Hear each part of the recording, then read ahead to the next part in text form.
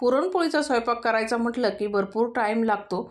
तर मंडळी, आज बिलकुलही टाईम न लागता स्टेप बाय स्टेप पुरणपोळीचा स्वयंपाक आज आपण बनवत आहे. तर आज आहे संक्रांती.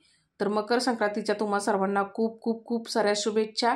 तर मेसमध्ये 2 डबे आहेत, तर त्यांच्यासाठी आपल्याला पोळ्या बनवायच्या आहेत आणि घरच्यांसाठी पण बनवायच्या आहेत. नाहीतर म्हणतात की फक्त मेसमध्येच देता का, असं नाही आहे, सर्वांसाठीच बनवायचं आहे. चला स्वयंपाकाला लगेच सुरुवात करूया. तर इथे बघा, मी पाणी उकळून घेतलेलं आहे डाळ शिजवायला. त्यामध्ये मीठ आणि तेल टाकून घेतलं आहे. आता हे उकळल्यानंतर याच्यामध्ये आपल्याला चण्याची डाळ टाकायची आहे. तर इथं मी अर्धा किलो चण्याची डाळ घेतली, स्वच्छ धुवून घेतली आणि ती याच्यामध्ये टाकून घेतली. अर्धा किलोला थोडीशी जास्त आहे, अर्धा किलो परफेक्ट नाही आहे. तर धुवून त्याच्यामध्ये टाकून आपल्याला ही शिजवून घ्यायची आहे. आता चण्याची डाळ इकडे शिजायला टाकली, शिजती तोपर्यंत आपण इकडं पीठ मळून घेऊया. तर ताटामध्ये मीठ टाकून घेतले आणि थोडीशी हळद टाकून घ्यायची. आपल्याला इथं मैद्याच्या पोळ्या करायच्या आहेत. तुम्ही मैद्याच्या केल्या तरी चालतील किंवा गव्हाच्या पिठाच्या केल्या तरी चालतील, किंवा गव्हाचं पीठ आणि मैद्याचं पीठ एकत्र करायचं आणि मग बनवायच्या तरी पण छान होतात. पण मी इथं मैद्यापासूनच बनवणार आहे. तर आता हे पीठ आहे ना, थोडं थोडं पाण्याचा वापर करून आपल्याला मळून घ्यायचं आहे. आता जे मैद्याचं पीठ आहे ना, जास्त ढिल्लं पण मळायचं नाही, जास्त घट्ट पण नाही, मीडियम मध्ये असं मळून घ्यायचं. थोडं थोडं पाण्याचा वापर करून मी तसा एक पिठाचा गोळा मळून घेतलेला आहे अशा पद्धतीने. आता याच्यावरती थोडं तेल टाकायचं आणि व्यवस्थित लावून घ्यायचं पिठाला. आणि नंतर आहे ना, याला आपल्याला रेस्ट करायला ठेवायचं आहे. जेवढं हे पीठ भिजन तेवढीच पोळी आपली एकदम मस्त फुगते आणि मऊ लुसलुशीत होते. आता झाकून रेस्ट करायला ठेवूया. तोपर्यंत आपण इकडं डाळ शिजली का ती बघूया.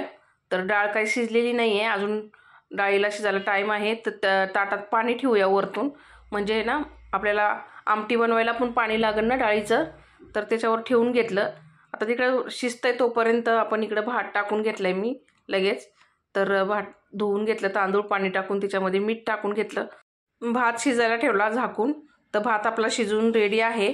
तर मंडळी, ह्या पद्धतीने जर स्वयंपाक बनवला तर पटापट होतो, एकदम टाईम लागत नाही आहे. आता जे पाणी गरम करायला ठेवलं तर वरती डाळीच्या टोपावर ते ओतून घेतलं. आता इथं डाळ शिजायला थोडीशी कसर आहे.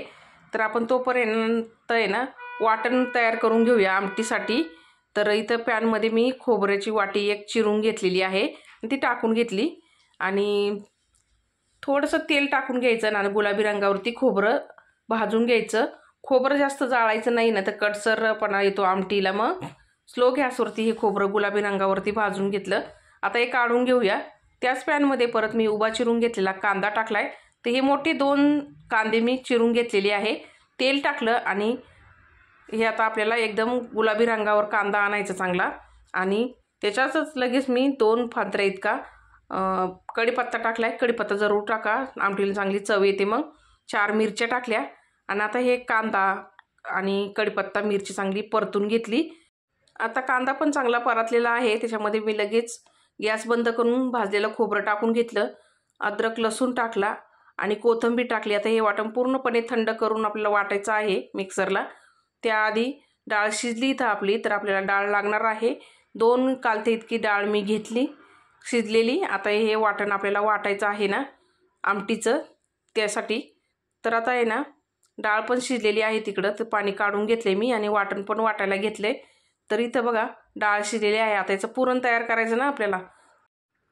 आता त्याच्यामध्ये मी गूळ टाकलेला आहे. तर याच्यात गूळ मी टाकलेला आहे अर्धा किलो. आपली डाळ अर्धा किलोच्या पुढं आहे, तर मी अर्धा किलो गूळ टाकला टिचून असा. आता हे मिक्स करून घेऊया. आणि याच्यामध्ये आता आपल्याला टाकल्याची 1 चमचा सुंठ पावडर, 1 चमचा इथं बडीशेप आणि वेलची पावडर मी मिक्स केलेली आहे, ती टाकून घेतली. आता हे व्यवस्थित मिक्स करायचं. गुळाला चांगलं पाणी सुटलेलं आहे. तर मिक्स करून बघा पुरण तयार झालं. तर लगेच वाटून पण घेतलं मी, कारण की पटापट तयार करायचं आहे पोळ्या. मला 2 ताटं द्यायचे होते. तर पुरण तयार झालं, साईडला ठेवलं. लगेच कढईमध्ये तेल गरम करून घेतलं आणि कांदा टाकला एक बारीक चिरून, कढीपत्ता आणि जे वाटलेलं वाटण होतं ते टाकून घेतलं. आता हे जे वाटलेलं वाटण आहे ना, आपल्याला व्यवस्थित परतून घ्यायचं ह्या तेलामध्ये. आणि नंतर परतल्यानंतर घरगुती मसाला, लाल काश्मीरी मिरची पावडर, धना पावडर, गरम मसाला, हळद हे टाकून घेतलं. आता हे मसाले तुमच्या आवडीनुसार तुम्ही टाकू शकता. कमी जास्त, तर मी 1 चमचा टाकलेला आहे. मिक्स करून हे चांगला मसाला परतून घ्यायचा आहे आपल्याला. आता हे मसाला चांगला व्यवस्थित परतलेला आहे. याच्यामध्ये मी डाळ शिजवलेलं पाणी टाकलं. तर हे पाणी ह्या पाण्यानेच टेस्ट येत असती. डाळ शिजवलेलं जे पाणी आहे त्याने मिक्स करून घ्यायचं चांगलं. आता याच्यामध्ये आपल्याला गरम पाणी टाकायचं आहे. आपल्याला जेवढी आमटी हवी आहे तेवढं. तर मी मिक्सरच्या भांड्यामध्ये घेतलं होतं गरम पाणी, कारण त्याला मसाला लागलेला होता. ते टाकून घेतलं. आता उकळी काढून घेतली चांगली. त्याच्यामध्ये चवीनुसार मीठ आणि कोथिंबीर टाकली. आता आहे ना मंडळी, याला झाकण देऊन स्लो गॅसवरती ही आमटी आपल्याला उकळून घ्यायची आहे चांगली. तर कोथिंबीर टाकून झाकण दिलं लगेच मी. आणि इथं बघू शकता मस्त अशी आपली ही जी आमटी आहे ती उकळत आहे. तर परत झाकण लावलं मी. तर इथं तयार झाली मस्त आपली झणझणीत अशी कटाची आमटी म्हणा किंवा येळवणीची आमटी पण बोलतात गावाकडं. आता आमटी तयार झाली तर लगेच मी इथं पुरण घेतलं आणि याचे उंडे तयार करून घ्यायचे आपल्याला असे, कारण की सारखा पिठाला हात लागायला नको. जेवढ्या पोळ्या आपल्याला पहिल्या लाटायच्या आहेत तेवढ्या मी पहिले मेचचे डबे द्यायचे होते म्हणून मी एवढ्या पोळ्या पहिल्या तयार करायला घेतल्या. तर उंडे तयार करून पीठ पण चांगलं भिजलेलं आहे आपलं, तर मळून घेतलं मी आणि उंडा तयार करून घेतला असा वाटी. आणि त्याच्यामध्ये तो जो पेढा बनवून घेतला होता पुरणाचा तर ठेवून घेतला. आणि तोंड आहे ना बंद करायचं वाटीचं सुकं पीठ लावून, म्हणजे ना आपली जी पोळीचा उंडा आहे ना तो फुटणार नाही आहे लाटताना. तर सुकं पीठ लावून घेतलं मी त्या पोळीच्या उंड्याला आणि मस्त गोल गोल गोल गोल हातावरती केला आणि लाटून घेतला हलक्या हाताने. तर काय होतं, नवीन शिकणारे जे असतात ना त्यांच्या पोळ्या कधी कधी फुटतात. 1-2 पोळ्या पहिल्या फुटतात, नंतर चांगले येतात व्यवस्थित. आपल्याला समजतं कसं लाटायची, किती हलक्या हाताने लाटायची का जड हाताने लाटायची, त्या हिशोबाने आपण लाटतो मग पोळी. तर इथं पोळी पण लाटून झाली. आणि आता मी घी किंवा तूप म्हणा, काही तेल म्हणा तुम्ही सोडून घेतलं आहे. याच्यावरती मी तूप सोडलेलं आहे. तुम्ही काही पण वापरलं तरी चालेल. तिथून पोळी टाकून ना व्यवस्थित ही आपल्याला भाजून घ्यायची. तर मस्त गुबगुबीत आणि टम्म फुगलेली पोळी ना तयार होती मंडळी. जर तुम्ही पुरण आणि जर पीठ मळलेलं आहे ते बराबरीने जर असेल तर पोळी एकदम गुबगुबीत होते आणि मऊ लुसलुशीत होते.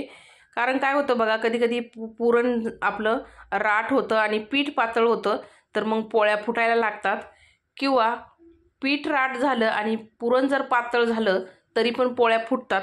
परफेक्ट मेजरमेंट जमलं पाहिजे, तेव्हाच पोळ्या ज्या आहेत त्या व्यवस्थित मस्त मऊ लुसलुशीत आणि टम्म फुगलेल्या गुबगुबीत होतात. आणि इथे बघा आपल्या आता मी सर्व पोळ्या अशाच तयार करते फटाफट. आता याच्यानंतर आहे ना मी भजे आणि कुरडई केलेली आहे.